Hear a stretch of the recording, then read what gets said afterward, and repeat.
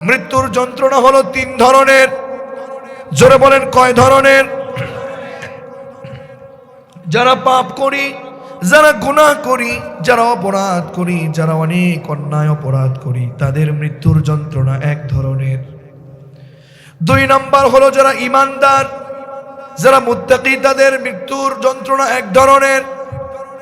3 number যারা শহীদ হবেন, যারা শহীদ হয়েছেন, তাদের মৃত্যুর যন্ত্রণা এক ধরনের।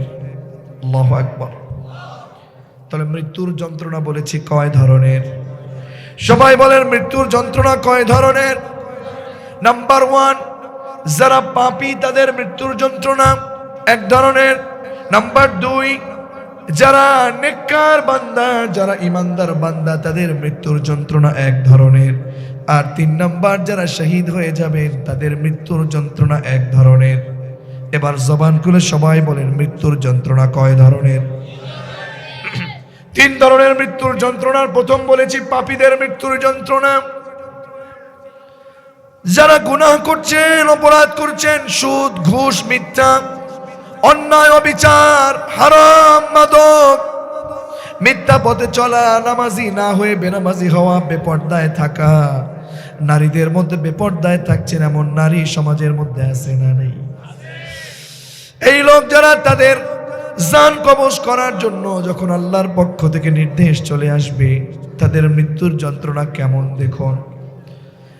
মালাকুল মাউত ফেরেশতাদেরকে ডাক দিবে, জাহান্নামের ফেরেশতাদেরকে, তোমরা চলে আসো। একদল ফেরেশতা চলে আসবে, বলবে তোমরা এক কাজ করো, জাহান্নাম থেকে দুর্গন্ধযুক্ত একটা কাফনের কাফন নিয়ে চলো, কাফনের কাফনটা দুর্গন্ধযুক্ত নিয়ে চলো। জাহান্নামের ফেরেশতাদের দলকে যখন এই কথা বলা হবে, দুর্গন্ধযুক্ত একটা কাফনের কাফন তারা নিয়ে এসে, ওই যেই ব্যক্তি পাপী ছিল, গুনাহগার ছিল, সুদ খেত, ঘুষ খেত, নামাজ পড়তো না, মানুষকে ঠকাতো, মানুষের প্রতি জুলুম করত, প্রতিবেশীকে ঠকাতো, আল্লাহর কোরআনের বিরোধিতা করত, আল্লাহর কোরআনের পক্ষে কাজ না করে আল্লাহর কোরআন বিরোধী কাজ করত, তাফসিরের পক্ষে কাজ করত না, তাফসিরের বিপক্ষে কাজ করত, এমন লোক সমাজে আছে না নাই? মানুষকে কষ্ট দেয়, মিথ্যা, অপরাধ, আল্লাহর গোলামি থেকে দূরে থাকে, এই লোকগুলোর জান কবজ করবার জন্য আল্লাহ তাআলা যখন ফেরেশতাদেরকে পাঠিয়ে দিত, মালাকুল মাউত, মালাকুল মাউত তখন তার একেবারে এসে মাথার পাশে এসে বসবে, বসার পরে বলবে রূহ বের হয়ে আয়। নাউজুবিল্লাহ পড়বেন। হাদিসের মধ্যে এসেছে মালাকুল মাউত বলবে ইয়া আইয়াতুহান নাফসুল খাবিসা, হে পাপিষ্ঠ আত্মা, হে অপরাধী আত্মা, হে সুদখোর ঘুষখোর আত্মা, ইয়া আইয়াতুহান নাফসুল খাবিসা উখরুজি ইলা সাখাতিন মিনাল্লাহি ওয়া আযাব, বের হ, আল্লাহর অসন্তুষ্টির আগের পথে বের হয়ে আয়। কারণ সমাজের মধ্যে তুই গুনাহ করেছিস, অপরাধ করেছিস, মিথ্যা কথা বলেছিস, হারাম পথে চলেছিস, মাদকের ব্যবসা করেছিস, বেপরদায় ছিলি, আযান দিয়েছে মুয়াজ্জিন, তুই বাইরে বসে তুই অনেক অন্যায় অপরাধ করেছিস, মসজিদে তুই যাসনি, তুই নামাজ পড়িসনি, তুই মানুষকে ঠকিয়েছিস, জনগণকে ঠকিয়েছিস, তুই ভুল করেছিস, অপরাধ করেছিস, বের হয়ে আয়। তোর উপর আল্লাহ রেগে আছে, বের হ। রাসূলের সুন্নাহকে অবমাননা করেছিস, বের হয়ে আয়। উখরুজি ইলা সাখাতিন মিনাল্লাহি ওয়া গাদাব।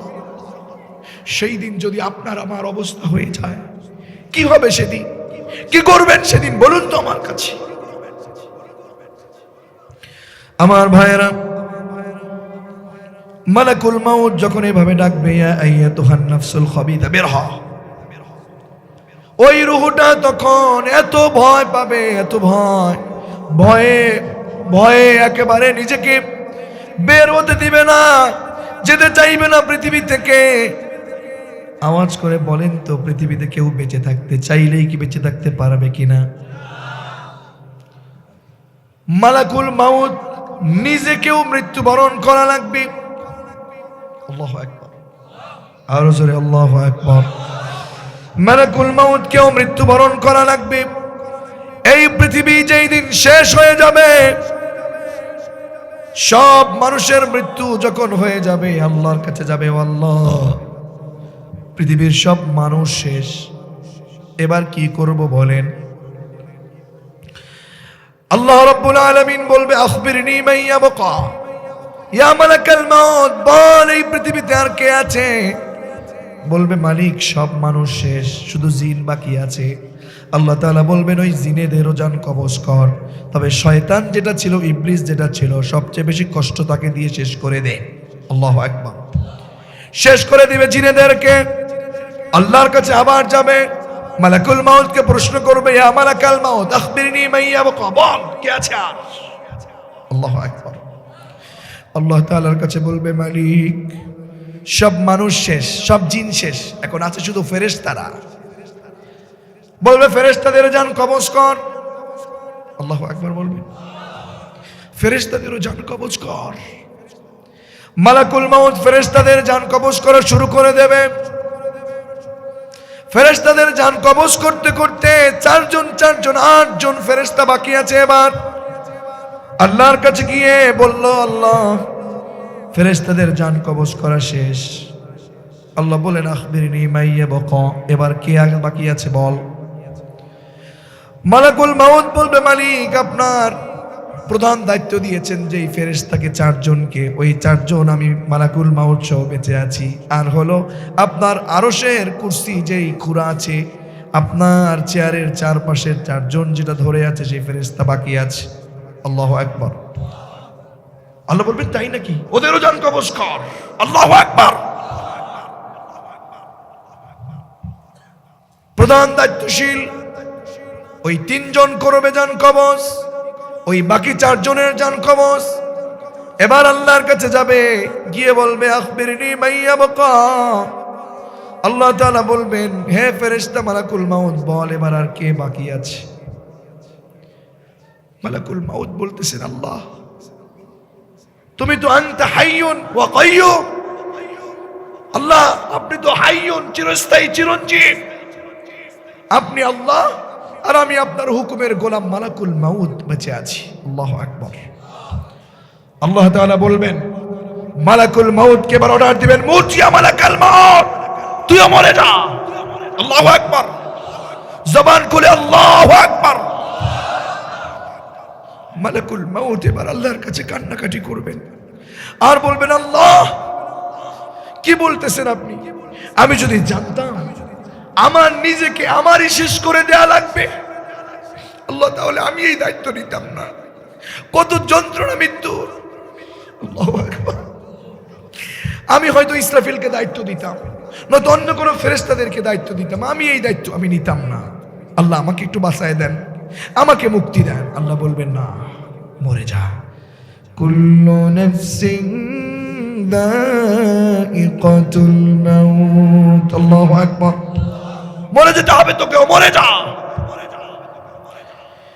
মালাকুল মাউত যখন আর গতিবিধি পাবে না, বেঁচে যাওয়ার কোনো সুযোগ পাবে না, জান্নাত এবং জাহান্নামের মাঝখানে, জান্নাত এবং জাহান্নামের মাঝখানে আরফ নামক জায়গায় গিয়ে এমন জোরে আওয়াজ করে চিৎকার মেরে যখন পৃথিবী থেকে চলে যাবে, বিশ্বনবী বললেন ওই মালাকুল মাউতের চলে যাওয়ার চিৎকার টুকুন যদি পৃথিবীর কোন মানুষ শুনতে পেত, মরে যেত।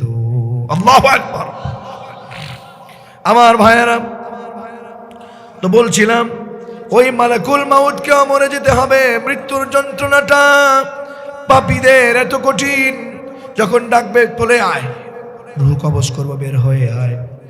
যেই ব্যক্তি সুদ খেয়েছে, ঘুষ খেয়েছে, বেনামাজি ছিল, মাদ্রাসার বিরোধিতা করেছে, কোরআনের বিরোধিতা করেছে, ইসলামের বিরোধিতা করেছে, দিন বিজয়ের বিরোধিতা করেছে, এমন লোক আছে না নাই? বিশ্বনবী বললেন ওই লোকগুলোর জান কবজ করতে মালাকুল মাউত যখন খুব চেষ্টা করবে, প্রথমে বাঁচতে চাইবে, বাঁচতে পারবে না, রুহটাকে জোরে চাপ দেবে, প্রথমে পায়ের গোড়ালির উপর চাপ দিবে। আল্লাহু আকবার। ওই পাপিষ্ঠ বান্দা যখন রুহুর গবেন বের কবজ করা শুরু করবে, রুহটা কবজ করা শুরু করে দেবে। বিশ্বনবী বললেন ঠিক তখন এত জটিল অবস্থা হবে, মনে হবে যেন গোটা বিশ্বের যত পাহাড় আছে সব পাহাড় যেন তার গায়ের উপরে ভর করছে। আল্লাহু আকবার। সব পাহাড় যেন তার গায়ের উপর ভর করছে। মালাকুল মাউত পায়ের গোড়ালির উপর চাপ দিবে, এরপরে রুহুটা গিয়ে চামড়ার ভিতরে লুকাবে। আল্লাহু আকবার। চামড়ার ভিতরে যখন চাপ দিবে, মালাকুল মাউতের চাপে সেই রূহটা, পাপিষ্ঠ আত্মাটা গিয়ে পশমের নিচে গিয়ে লুকাবে। আল্লাহু আকবার। এরপরে আর পালাতে পারবে না, সরাসরি গিয়ে গলার এখানে গড়াগড়ি শুরু করে দিবে, গড়গড় গড়গড় শব্দ হবে। আল্লাহু আকবার। এবার মালাকুল মাউত বলছে বের হ। সে দেখবে চারপাশে কত মানুষ বসা, কিন্তু তাকে কেউ বাঁচাইতে পারতেছে না। আল্লাহ তাআলা বলছেন কাল্লা ইযা বালাগাতিত তারাকিয়া ওয়া কিলা মান রাক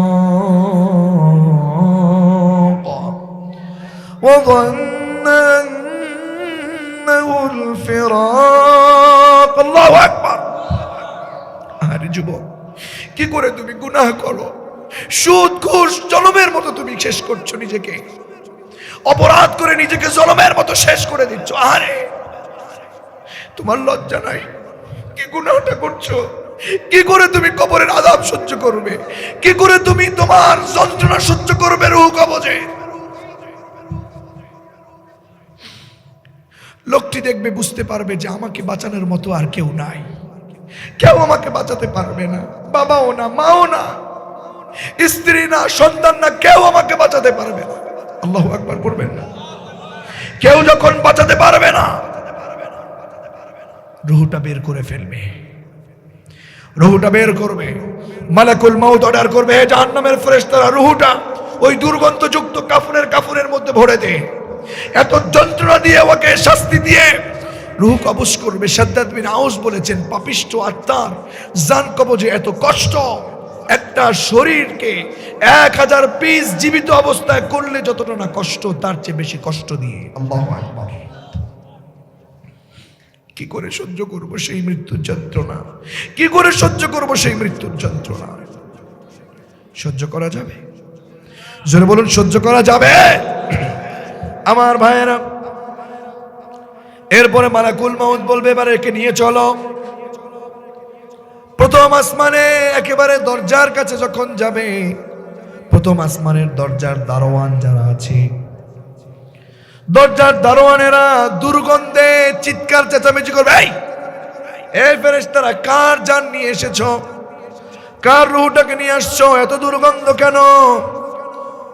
জাহান্নামের ফেরেশতারা জবাব দিবে, হে ফেরেশতারা শোনো, এই লোকটা কনেশ্বরের মধ্যে গিয়ে সুদ খেয়েছে, ঘুষ খেয়েছে, মাদক সেবন করেছে, নামাজ পড়ে নাই, বেপরদায় ছিল, এই লোকটা অনেক অপরাধ করেছে, এই জানটা আমরা নিয়ে এসেছি। ফেরেশতারা বলবে, কই নিয়ে যাও? বলবে, আমরা উপরে নিয়ে যাচ্ছি। বলবে, না, এর জন্য আসমানের দরজা খোলা হবে না, এর জন্য আসমানের দরজা খোলা হবে না, নিয়ে যাও, একে যেখানে নিয়ে আসছো সেখানে নিয়ে যাও।